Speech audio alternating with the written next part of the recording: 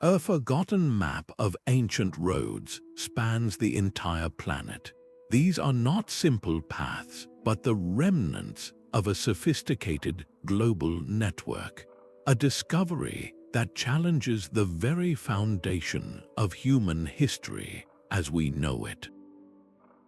By the end of this journey, you will see the overwhelming evidence that forces us to reconsider the origins and connections of early civilizations. Why did cultures on opposite sides of the world build roads with identical astronomical alignments? And what shared knowledge did they possess that we have since lost?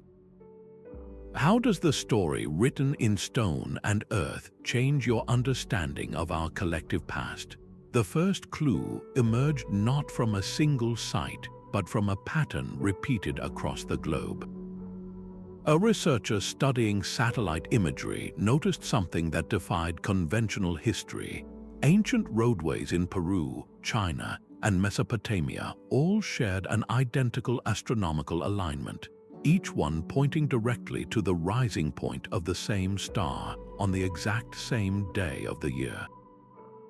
This was not a coincidence. It was a blueprint, a signature of a shared, sophisticated science known as geodetic knowledge. This term simply means they possessed an advanced understanding of the Earth's shape and size, allowing them to plot these long-distance paths with celestial precision. Look at the Nazca lines in Peru, those vast geoglyphs etched into the desert floor. They are not just pictures, they are part of a complex landscape of straight-line roads that align with solstices and celestial events. On the other side of the world, ancient Chinese spirit roads, processional pathways leading to imperial tombs, follow the same strict astronomical principles, oriented to mirror the heavens above.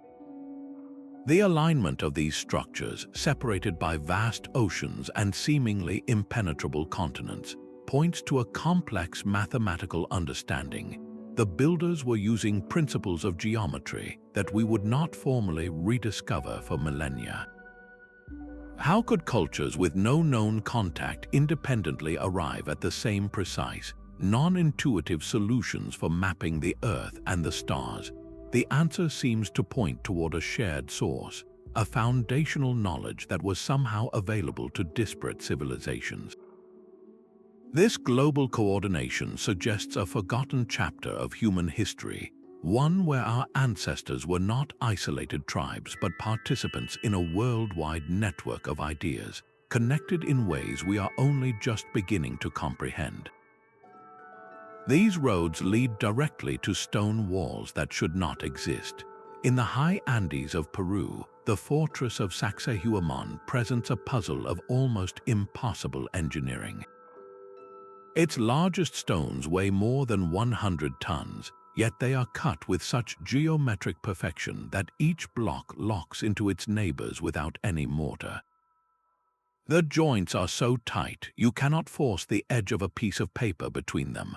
Thousands of miles away, in the ruins of Mycenaean Greece, you find polygonal walls built with the same bizarre precision, massive irregular blocks fitting together like a three-dimensional stone puzzle. The similarity is not just visual, it is technical. How were these stones cut, transported, and lifted into place? The conventional explanations of ropes, logs, and copper tools begin to crumble under the weight of the evidence.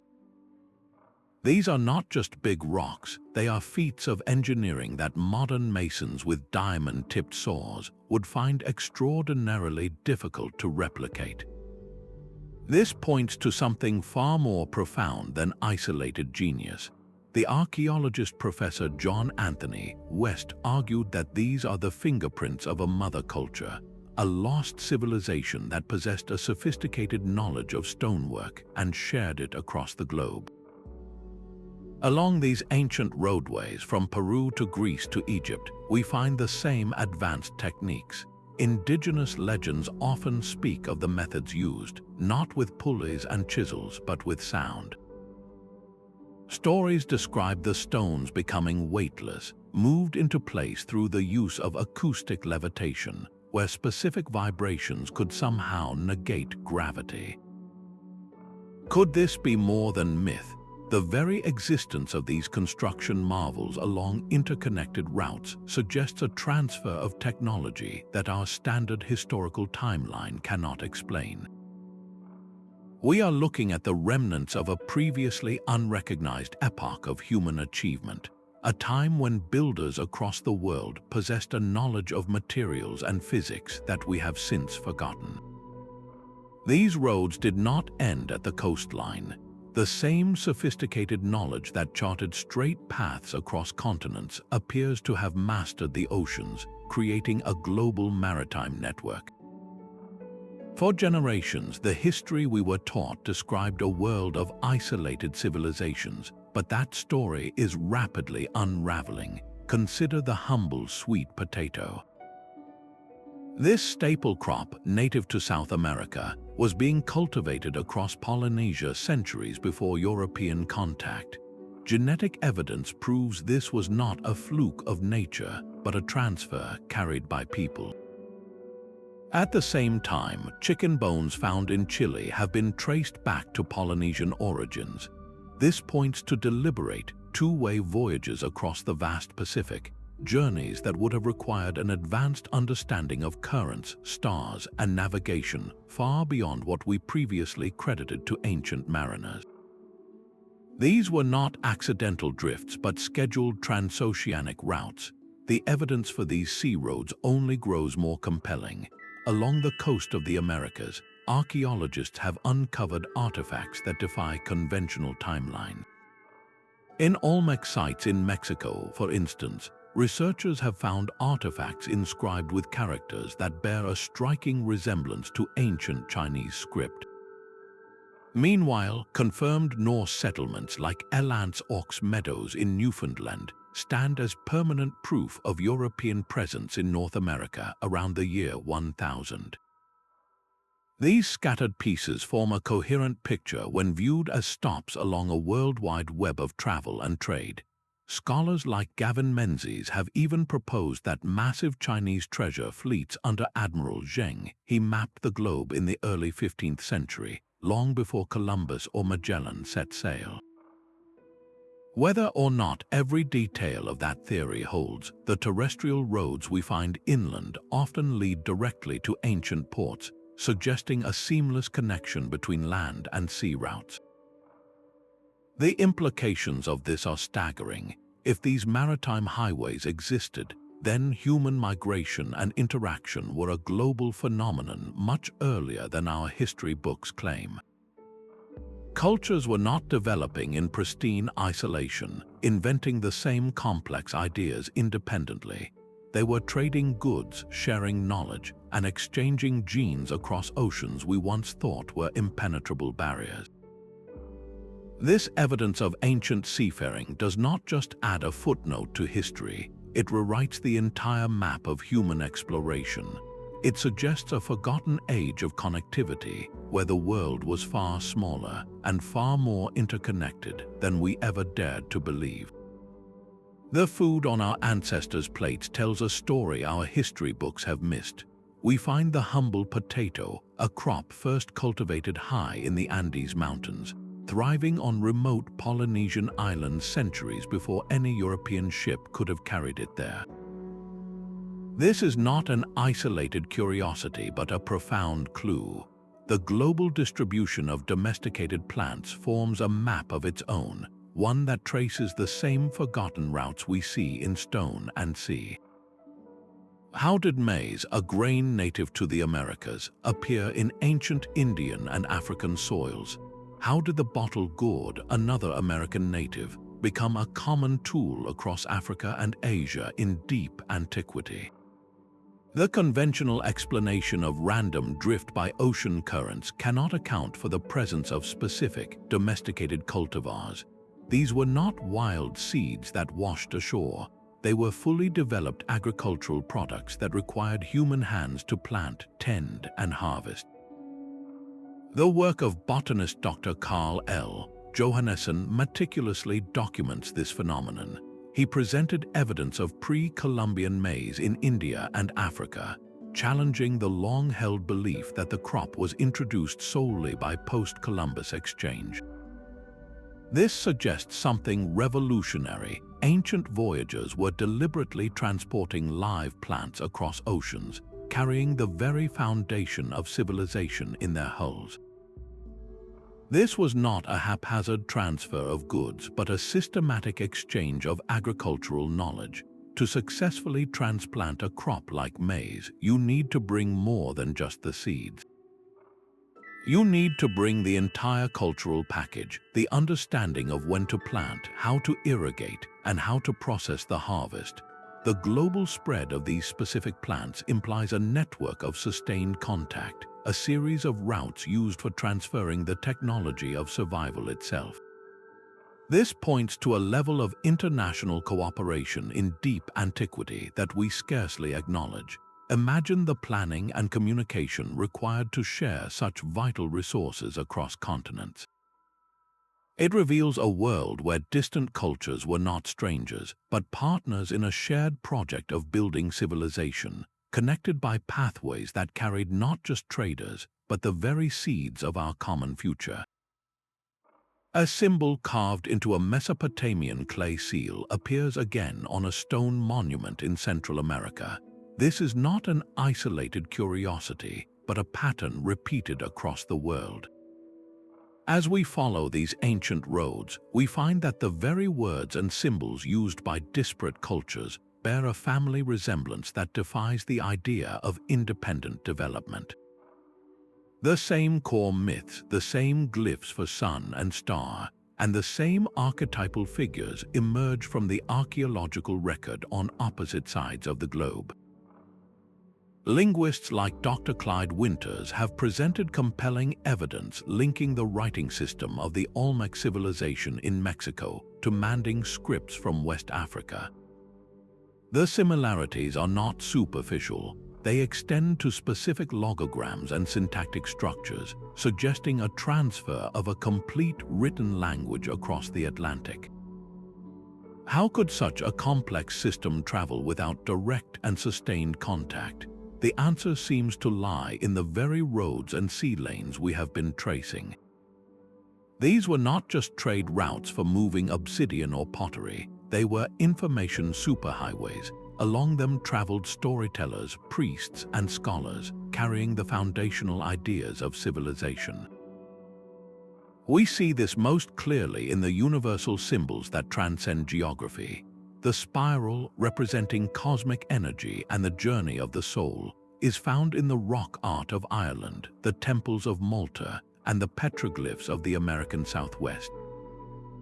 The feathered serpent, a deity of wisdom and rebirth known as Quetzalcoatl in Mesoamerica, appears in very similar form as the plumed serpent of ancient Egyptian mythology. Then there is the world tree, or Axis Mundi, a symbol of the connection between heaven, earth, and the underworld. This concept is central to Norse mythology with Yggdrasil, to Siberian shamanism, and to the Mayan ceiba tree. These are not just similar ideas, they are nearly identical archetypes, suggesting a common source or an ancient, shared worldview. When you map these symbolic parallels, they align perfectly with the physical network of roads. The symbols cluster at the same nodal points where we find the advanced stonework and the exchanged crops. This indicates that ideas traveled as freely as goods, weaving a tapestry of shared knowledge that covered the planet. We are looking at the remnants of a global intellectual tradition, a forgotten language of symbols that connected humanity long before the rise of the civilizations we call ancient. The Intihuatana stone at Machu Picchu is more than a carved rock, it is a perfect solar instrument. At the precise moment of the winter solstice, the sun crowns the pillar, casting no shadow, a silent testament to an architect's deep celestial understanding. Follow the stone road leading from that plaza, a path that conceptually stretches across the world, and you will arrive at the temples of Angkor Wat.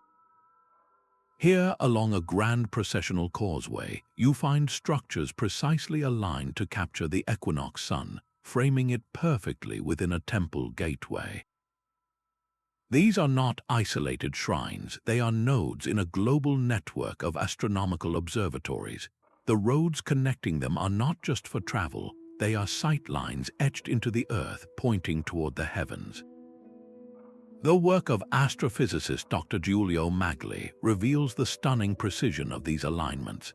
His research demonstrates that ancient roads often function as celestial pointers, their long, straight trajectories deliberately aimed at the rising or setting points of key stars on specific, important days of the year. This is not guesswork, it is a sophisticated science of positional astronomy, a science that required generations of meticulous observation to perfect. Consider the Pleiades star cluster. In ancient Egypt, the heliacal rising of the Pleiades, its first appearance in the dawn sky, signaled the annual flooding of the Nile, the event that sustained their entire civilization. Across the Atlantic, the Maya used the exact same celestial event to mark the beginning of their sacred calendar cycle. How could two cultures, separated by an ocean, both build their agricultural and ritual lives around the timing of the same star cluster? The answer lies in the roads. This shared knowledge required tracking the slow, grand wobble of the Earth's axis, a 26,000-year cycle known as precession. To encode this into their architecture means these builders were not just watching the sky for a single lifetime, they were compiling data over millennia. They understood that the stars themselves slowly drift over centuries, and they built their roads and temples to account for this cosmic drift. The consistency of this astronomical data from Peru to Cambodia to Egypt is overwhelming. It points to a developed and distributed science, a unified system of cosmic knowledge that was carried along these ancient pathways. This celestial mapping reveals a truth far more profound than isolated genius. It shows us a forgotten world woven together by a common and breathtakingly advanced understanding of the universe. The stones themselves hold a secret unit of measure. From the sprawling rings of Stonehenge to the immense geometry of the Great Pyramid, a single, precise length appears again and again, a ghost in the machine of ancient engineering. This unit is known as the Megalithic Yard, and its discovery forces us to reconsider the very blueprint of our past. The archaeologist Professor Alexander Thom dedicated his career to surveying the stone circles of Britain. After measuring hundreds of sites with painstaking accuracy, he identified a consistent standard of length used by the builders, a unit equivalent to about 2.72 of our modern feet. This was not an approximation. The megalithic yard was a rigorous standard, repeated with a precision that defies coincidence. For decades, this was considered a fascinating local phenomenon, a standard for the megaliths of Europe. But then, something extraordinary happened. Researchers began finding this same exact unit elsewhere. They found it encoded in the dimensions of the Sun Gate at Tiwanaku in Bolivia. They identified its use in the foundational layouts of ancient Japanese coffin tombs. Most critically, they discovered that the megalithic yard was the fundamental module used to lay out the straight-line ancient roads that crisscrossed continents. This changes everything. A common unit of measurement is the foundation of any large-scale construction project. It is the shared language that allows multiple teams, working miles apart, to create components that will fit together perfectly upon assembly. The presence of the megalithic yard from Britain to Bolivia implies exactly this kind of global coordination. How could cultures separated by oceans and mountains independently arrive at the same arbitrary length, down to a fraction of an inch, and then use it to build their most important structures and roadways? The answer seems to be that they were not working independently. They were using a shared technical specification. This uniform measurement allowed for the planning and execution of engineering projects on a previously unimaginable scale. To survey a road that runs straight for 50 miles across rugged terrain, you need a standardized rod or chain that every surveyor understands. The Megalithic Yard was that tool. Its global use suggests a lost science of geodetics, a sophisticated understanding of the Earth's dimensions that was communicated through this universal standard. This is more than just a curious artifact. It is the fingerprint of a central authority, or at the very least, a deeply shared knowledge system that connected the ancient world. The stones were speaking the same mathematical language, and we are only now beginning to understand what they have been trying to tell us. The roads of Easter Island do not stop at the shore, they vanish purposefully beneath the waves. On one of the most remote islands on the planet, these ancient pathways were meticulously constructed, only to run straight off cliffs and into the Pacific Ocean.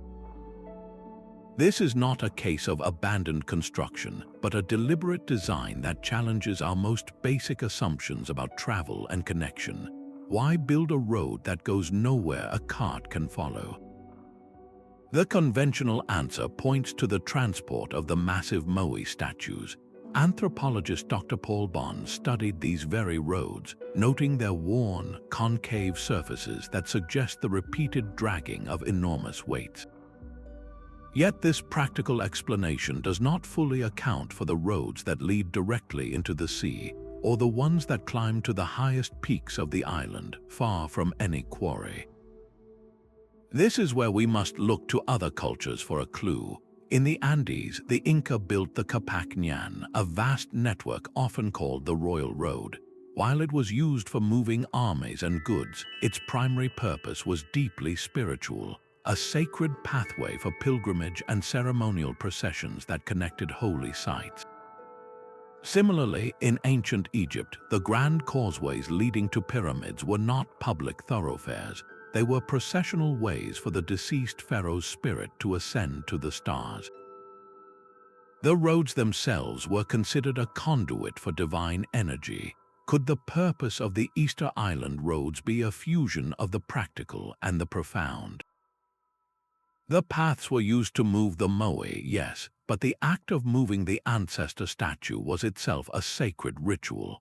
The road was not just a means to an end, it was a ceremonial stage, a linear temple where the community participated in a spiritual event. The roads leading into the ocean might mark a symbolic journey, a pathway for the spirits of the ancestors to travel across the sea, or an astronomical alignment pointing to a star that has since drifted from view. The existence of these roads in such an isolated society suggests that the impulse to build them is a universal human need, one that transcends mere transportation. They served as the binding threads of social cohesion, physical manifestations of a shared belief system that connected the people to their gods, their ancestors, and the cosmos itself. When we see a road that disappears into the water, we are not looking at an engineering mistake, but at a map of a forgotten worldview, a path built for the soul as much as for the stone. Beneath the familiar roads that cross continents lies a second, hidden network, carved deep into the earth itself. In the Cappadocia region of Turkey, the sprawling underground city of Derinkuyu descends 18 levels into the volcanic rock, a labyrinth capable of sheltering 20,000 people. This was not a simple cave. It was a feat of engineering with ventilation shafts, wells, stables, churches, and homes, all connected by miles of tunnels that could be sealed off from the inside by massive, wheel-shaped stone doors. Yet this astonishing complex is not unique. On the Mediterranean island of Malta, the Hypogeum of Halsaflieni is a multi-level subterranean sanctuary carved from solid limestone, a necropolis and temple complex that echoes with acoustic properties so precise they can amplify specific frequencies. Legends and radar surveys even suggest a vast, uncharted labyrinth of tunnels and chambers may exist beneath the Giza Plateau in Egypt, a hidden world hinted at but not yet fully revealed. These are not isolated shelters, they are part of a global phenomenon. The work of researchers like Heinrich Kusch has documented thousands of these ancient tunnels across Europe alone, a hidden web stretching from Scotland to Turkey. How were these spaces created with such stability, deep underground and without modern tools? The engineering challenges are immense, requiring not just excavation but a sophisticated understanding of structural loads, airflow, and groundwater to prevent collapse and sustain life. Theories about their purpose are as deep as the tunnels themselves. Were they simply places of refuge during wars or natural cataclysms, a global safety net for a civilization that knew the Earth could turn violent? Or did they serve a more profound, spiritual function as sacred spaces for initiation rites, where the descent into the Earth symbolized a journey into the underworld and a return transformed? The most compelling clue is their connection to the surface. These subterranean networks are often found linked directly to the ancient road systems we have been tracing. A surface road would lead to a hidden entrance, which then branched into a deep, protected world below. This indicates an integrated system, a coordinated effort to create a resilient and interconnected world prepared for unknown threats. These tunnels are the ultimate expression of the ancient network, a hidden dimension that reveals a society thinking not just in terms of geography, but of survival itself. The hidden tunnels beneath our feet hint at a deeper truth, a world shaped by forces beyond the simple need for travel. This same intuition echoes in the oldest stories told by humanity's most rooted cultures. The Hopi people of the American Southwest described the Earth as a living being, crisscrossed by spiritual pathways they call the footsteps of the ancestors. On the other side of the world, Aboriginal Australians have navigated their continent for millennia by following songlines, intricate routes that are both a map of the land and a living record of its creation, sung into existence. These are not mere myths, they are descriptions of a perceived energy grid, a web of invisible lines connecting places of power across the planet. In the early 20th century, an English amateur archaeologist named Alfred Watkins had a sudden revelation while looking at a map of the British countryside. He saw that ancient mounds, stone circles, old churches built on pagan sites, and hilltop forts often fell into perfect straight alignments, stretching for miles across the landscape. He called these alignments ley lines, and he believed they were old straight tracks, forgotten trading routes from a very ancient Britain, but the idea did not stop there. Modern researchers like Greg Behrendt have expanded on this, noticing that these alignments frequently correspond with geological fault lines and areas with unusual magnetic or electromagnetic activity. The theory suggests that our ancestors were not just marking trade routes, but were consciously building their sacred sites and roads directly upon these energetic conduits, tapping into the Earth's own vital force. Look at the evidence on the ground. The long, straight roads of the Inca Capac Ñan do not simply connect cities. They meticulously link holy mountains, sacred springs, and ancient temples, tracing a pre-existing spiritual geography. In Britain, many of Alfred Watkins' ley lines are, in fact, the routes of medieval roads that themselves were built over even older Roman and prehistoric trackways. The physical road, in this view, is a manifestation of a much older, invisible pathway of energy. The builders were not just moving stone and earth, they were engineering with consciousness, aligning their constructions with a planetary system we have largely forgotten. This concept, known as geomancy, is the art of harmonizing human structures with the natural energies of the Earth. While the scientific validity of ley lines remains hotly debated, their persistent appearance in disconnected cultures cannot be easily dismissed. It points to a unified, ancient perception of the world, one where the landscape was alive with invisible currents. The global network of roads from the songlines of Australia to the spirit paths of China may be the physical proof of this lost science, a concrete map of a metaphysical reality that guided our ancestors in weaving their world together. A single Norse coin, weathered and small, was unearthed from the shell heap of a Native American settlement in Maine. Known as the Maine penny, this artifact dated to the 11th century, a time when mainstream history insists the Atlantic was an uncrossed barrier. Here was a coin minted in Norway, found in a context that should have been impossible, nestled among the remnants of a people who were never supposed to have met Europeans for another 400 years.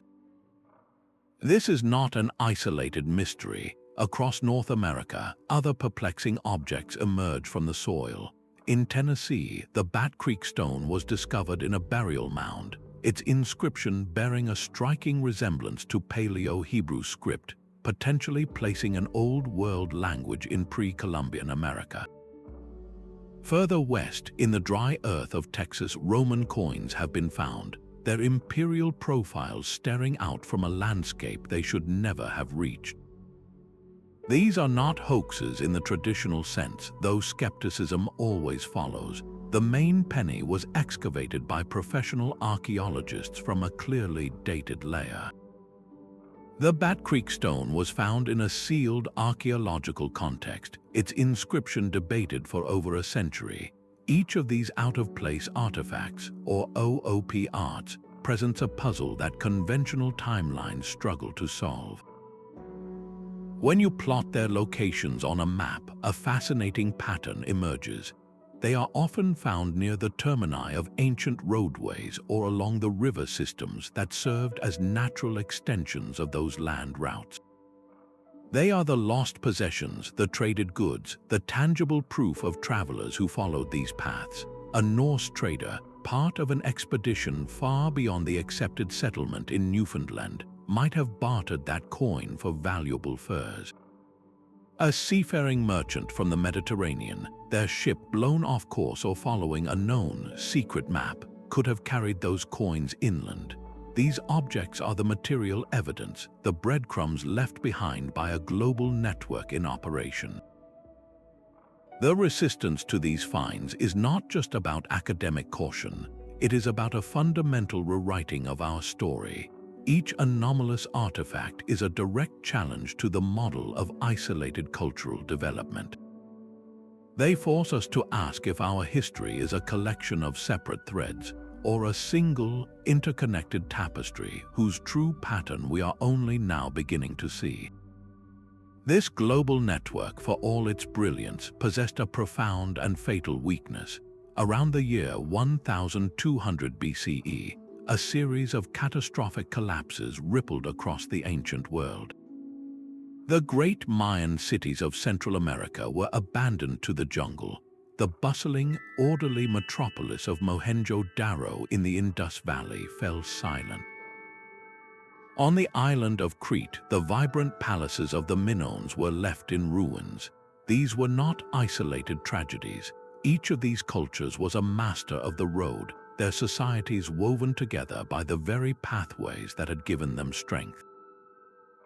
Their simultaneous decline is one of history's greatest enigmas, pointing toward a shared crisis that attacked the network itself. Historian Dr. Eric H. Klein describes this phenomenon as a systems collapse, a scenario where a civilization is so deeply interconnected that the failure of one critical component, like long-distance trade or agricultural production, triggers a domino effect that brings down the entire structure. These road-connected societies were not just neighbors, they were nodes in a single, fragile web. When one node failed, the shock traveled along the stone highways and sea lanes, crippling partners thousands of miles away.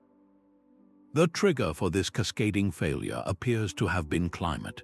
Scientists have identified a period of intense global climate shift known as the 4.2 kiloyear event, a mega-drought that stretched for centuries. Tree rings from Ireland to China tell a story of relentless aridity, for civilizations dependent on predictable rains to fill the granaries that fed their cities. This was an existential threat. But the roads magnified the disaster. A local drought could be survived through trade by importing food from a region still enjoying good harvests. But when the entire network was gripped by the same mega-drought, that safety net vanished. The very roads built to transport surplus grain now carried only desperation, as every city along the route suddenly found itself starving at the same time. The interdependence that had been their greatest advantage became their ultimate vulnerability. The sophisticated trade in obsidian, jade, and rare spices meant nothing when the foundation of their society, agriculture, failed on a planetary scale. Social order fractured. The priesthoods that had so precisely charted the stars could not make the rains return. The engineers who had moved mountains of stone could not repair a broken climate. The populations that had gathered in great urban centers, sustained by food shipped from afar, were now the most exposed. They had to disperse or perish. This synchronous collapse offers a stark lesson from the deep past. It suggests that our ancestors achieved a level of globalization that we often assume is unique to our modern era. Their world was interconnected, interdependent, and incredibly fragile. The stones they left behind are not just monuments to their genius, but also tombstones for a system that grew too connected, too specialized, and ultimately, too vulnerable to a changing world. What does their fate tell us about the resilience of our own global network today? The story of this global collapse is etched into more than just tree rings and abandoned cities. It is engraved into our species' oldest memories. Every major culture on Earth preserves a legend of a great flood, a world-ending fire, or a sinking continent. These are not mere stories, they feel like history passed down through generations. The philosopher Plato described a sophisticated island empire called Atlantis, a naval power that conquered parts of Europe and Africa before vanishing in a single day and night of cataclysmic earthquakes and floods.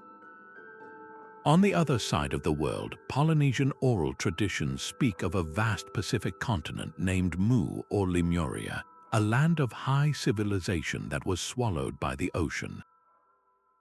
From the Norse sagas of a lost golden age to the Hopi tales of previous worlds destroyed, the narrative is hauntingly consistent, a global chorus describing a fallen progenitor. The common threads are impossible to ignore: a highly advanced people, a sudden geological catastrophe, and the scattering of survivors who carried the seeds of knowledge to the four corners of the world. In the 19th century, figures like Ignatius Donnelly argued that these myths were not fiction, but garbled accounts of a real historical event, a memory of a sophisticated maritime culture that connected the world. Contemporary researchers like Graham Hancock have built upon this framework, proposing that a lost Ice Age civilization was wiped out by the rapid sea level rise at the end of the last glacial period, around 12,000 years ago. The survivors of this cataclysm, he suggests, were the master navigators and builders who traveled the globe, seeding the knowledge of agriculture, astronomy, and monumental construction among hunter-gatherer societies. This is not presented as proven fact, but as a compelling hypothesis that explains an otherwise inexplicable archaeological record. Think of the evidence we have traced: the global roads, the shared units of measurement, the identical astronomical alignments. Could these be the tangible legacy of that lost civilization? The mythical lands of Atlantis and Mu may be the narrative key that unlocks the physical mystery. They provide a plausible origin for the unified blueprint we see repeated from Peru to Cambodia.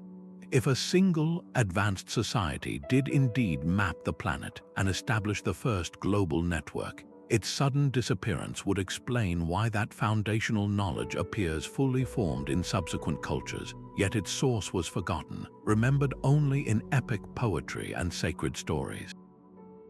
These universal legends are the ghost in the machine of history, the cultural memory of a world that was, and a warning of how easily a connected world can be lost.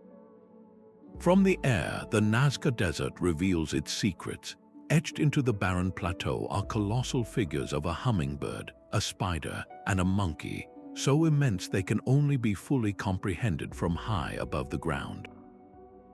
These are not the only such drawings. In the chalk hills of England, the Uffington white horse, a stylized creature over 300 feet long, gallops across the landscape.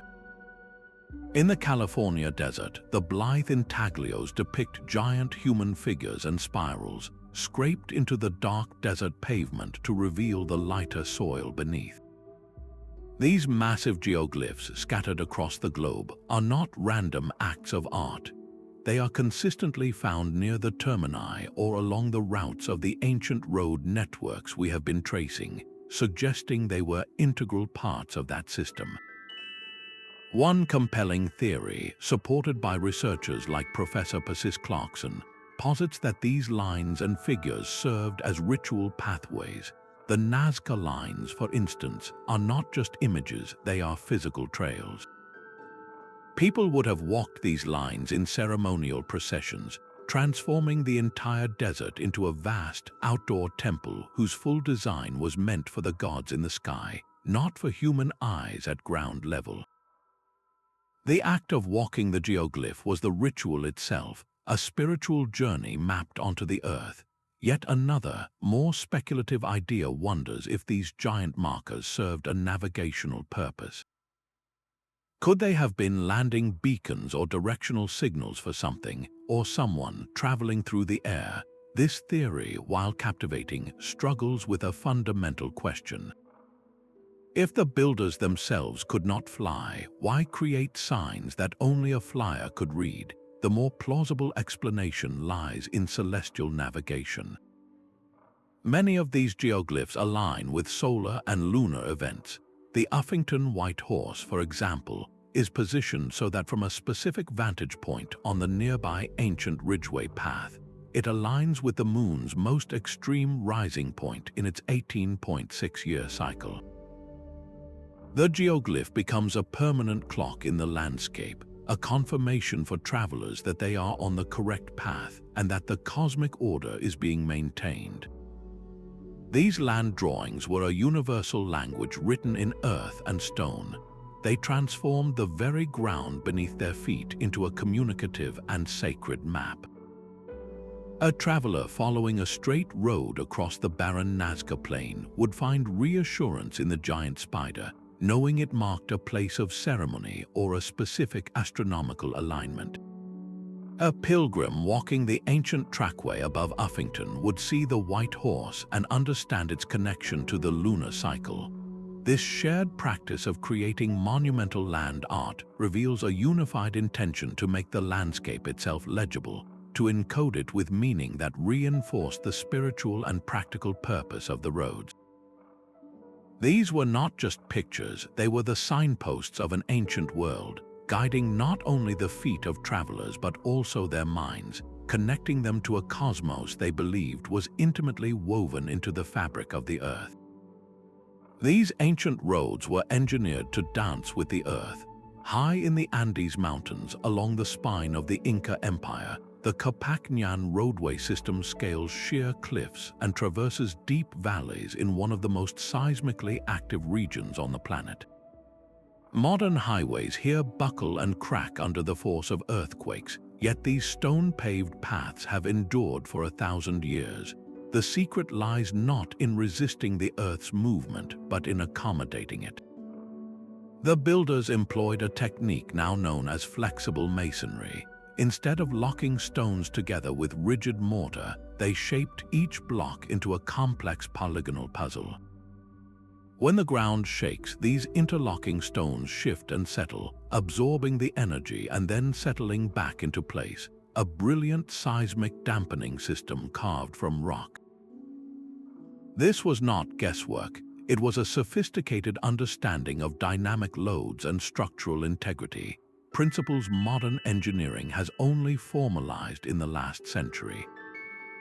The same wisdom appears on the other side of the world. In the volcanic landscapes of Anatolia, ancient roads leading to sites like Derinkuyu were built with deep, terraced foundations that distributed weight evenly across unstable soils, preventing sudden subsidence. Along unstable coastlines from Peru to Japan, these roads were often elevated on causeways with intricate subsurface drainage. This wasn't just to handle rain, but to channel groundwater away, preventing the liquefaction of soil during an earthquake that can cause entire structures to sink. Geological surveys now confirm that the routes of these roads were meticulously planned. They do not take the most direct path. Instead, they weave along stable ridges, avoiding the most dangerous fault scarps and landslide-prone slopes. This indicates the builders could read the landscape with a geologist's eye, identifying stable bedrock and foreseeing zones of future instability. How could cultures separated by oceans possess the same detailed knowledge of seismic resilience?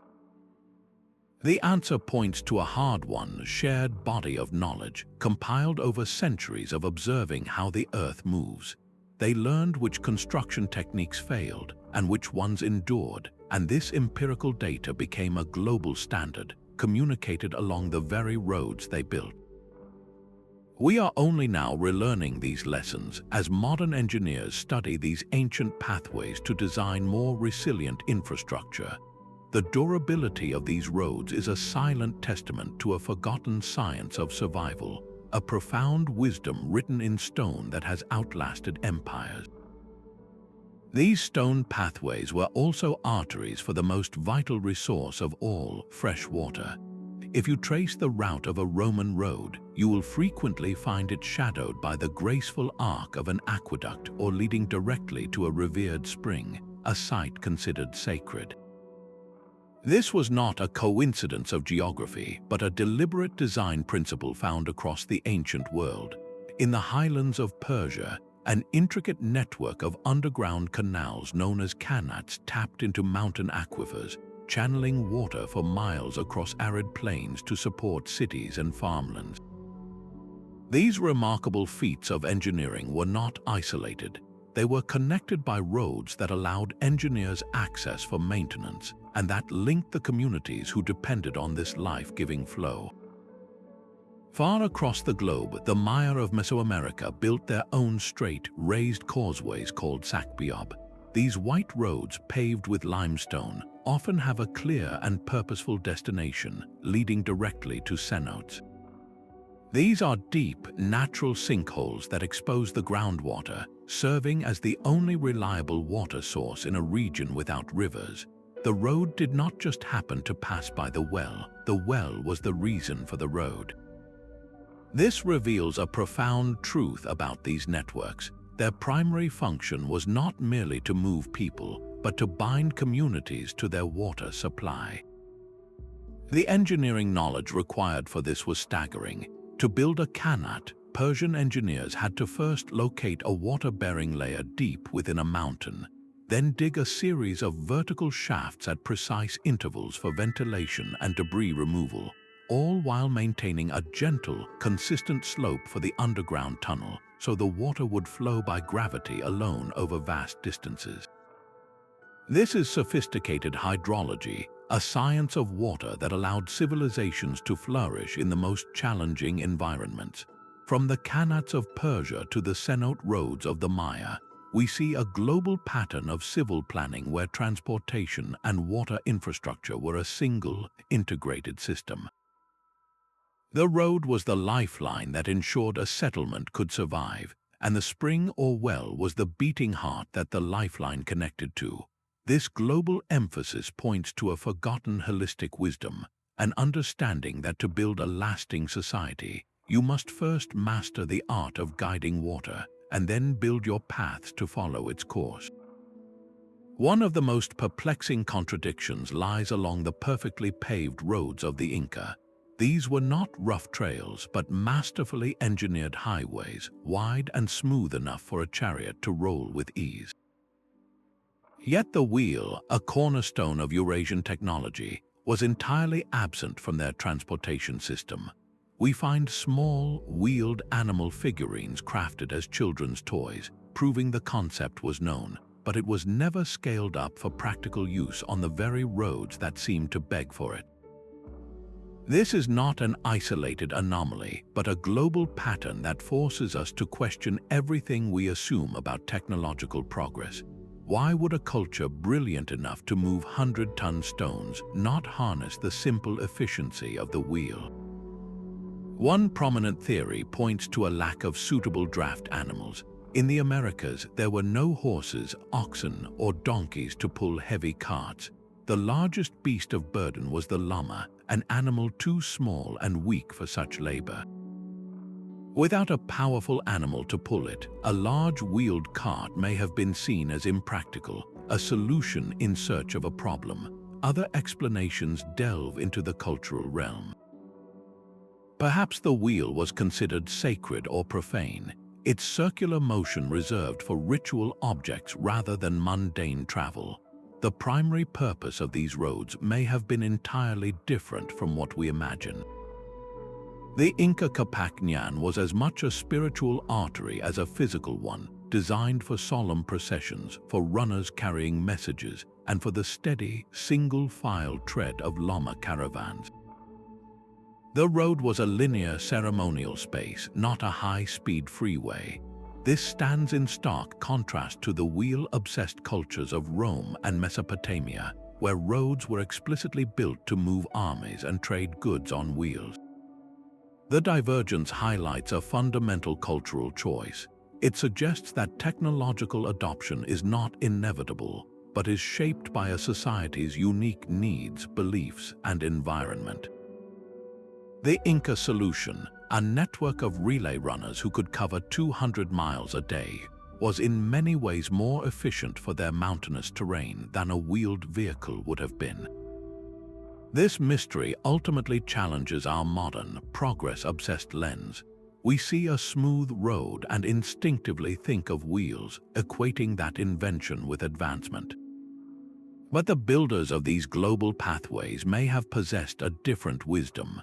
They built for a specific purpose, for a specific world, and their conscious rejection of the wheel forces us to ask if our own definition of progress is too narrow.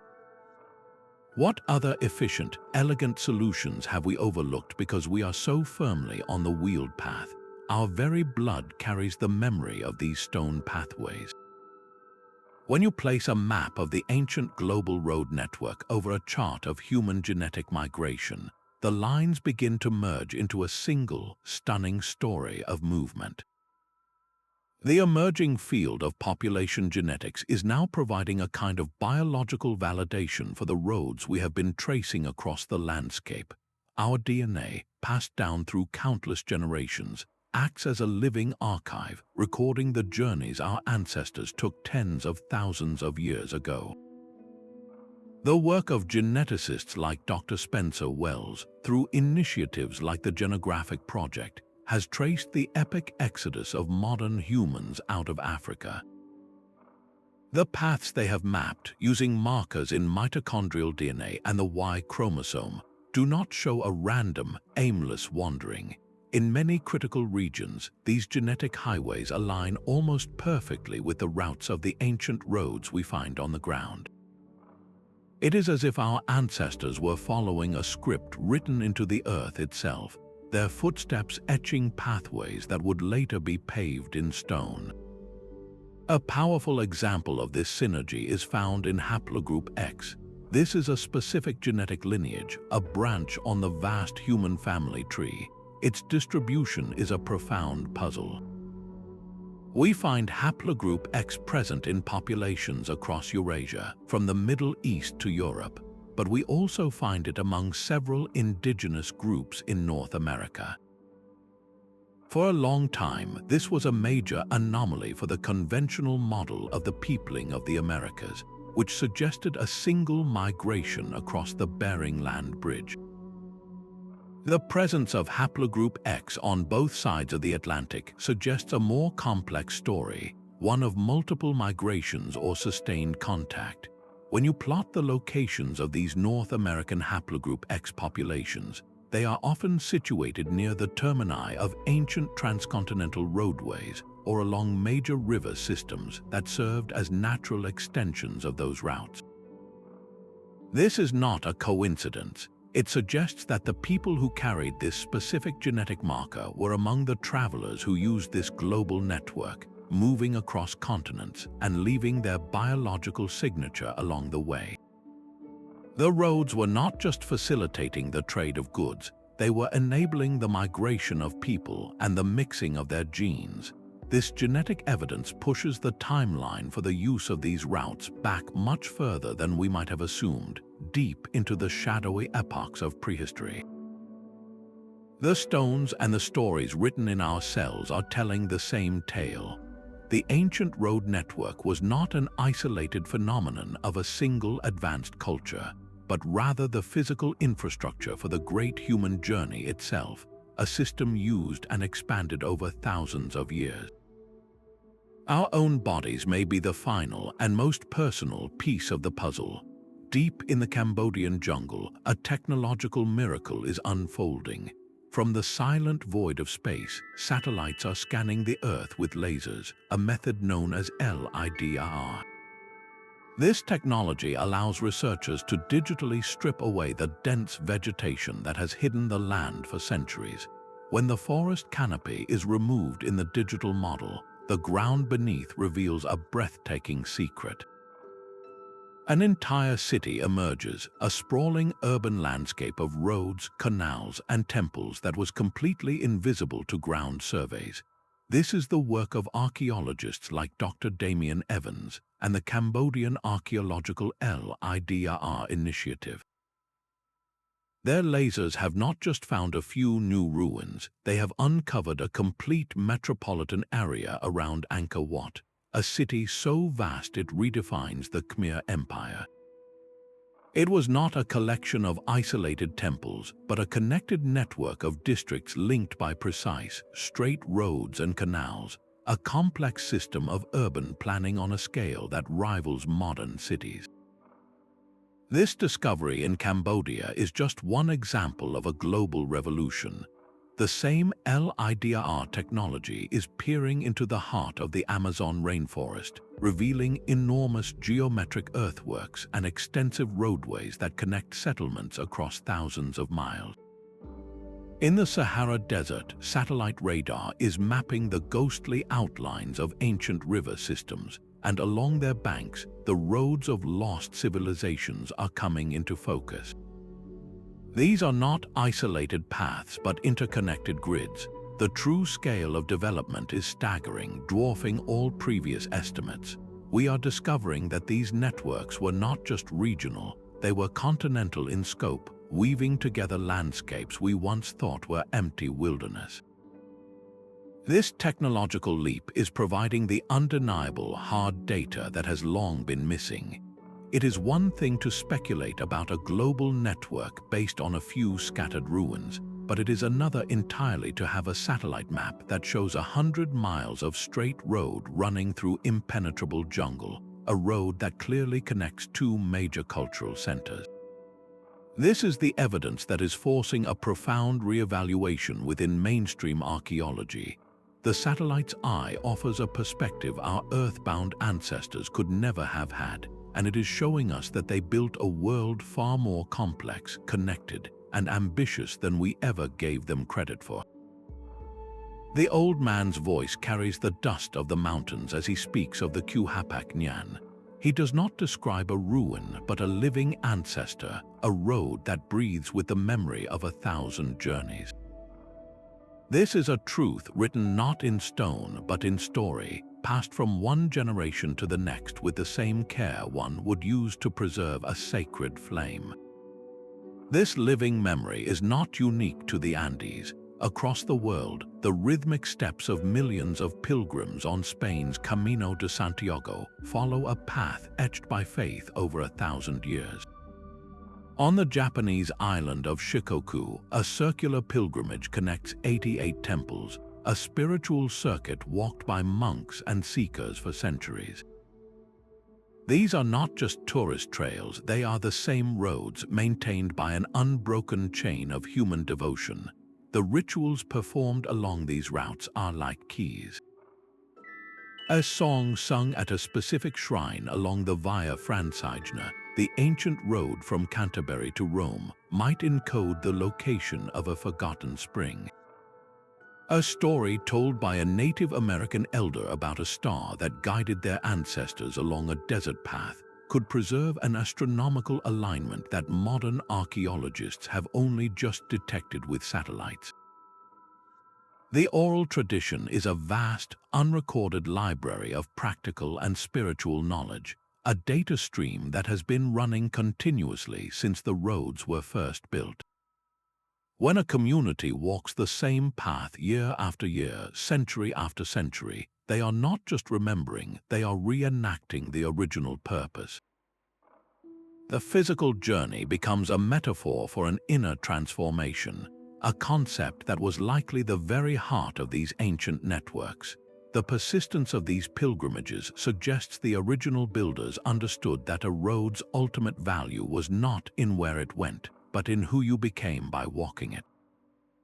These living traditions are our most direct connection to the ancient mind, a bridge of memory that allows us to walk, for a moment, in the footsteps of those who first saw these paths not as lines on a map, but as threads in the fabric of the cosmos.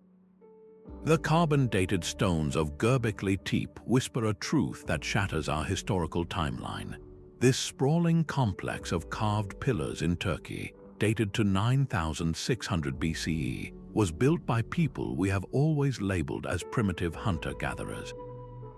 Yet its construction required coordination, advanced stoneworking, and a sophisticated symbolic language, all occurring 6,000 years before the Great Pyramid of Giza.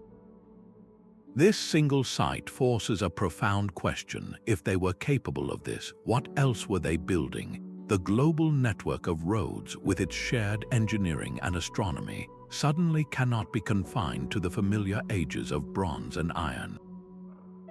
Its origins must reach back into this deep, forgotten past, into an epoch we have mistakenly considered a simple prelude to civilization. This chronological puzzle finds a potential key in a dramatic theory, the Younger Dryas impact hypothesis. Around 12,800 years ago, as the last ice age was waning, the Earth was struck by fragments of a disintegrating comet. This cosmic bombardment would have triggered a firestorm across continents, followed by a sudden, severe global winter that lasted for centuries. The evidence for this event is written in a thin, dark layer in the geological record, a stratum rich in nanodiamonds, melted glass, and other materials forged in an intense extraterrestrial impact. The climatic chaos that followed would have been an existential threat to any existing society.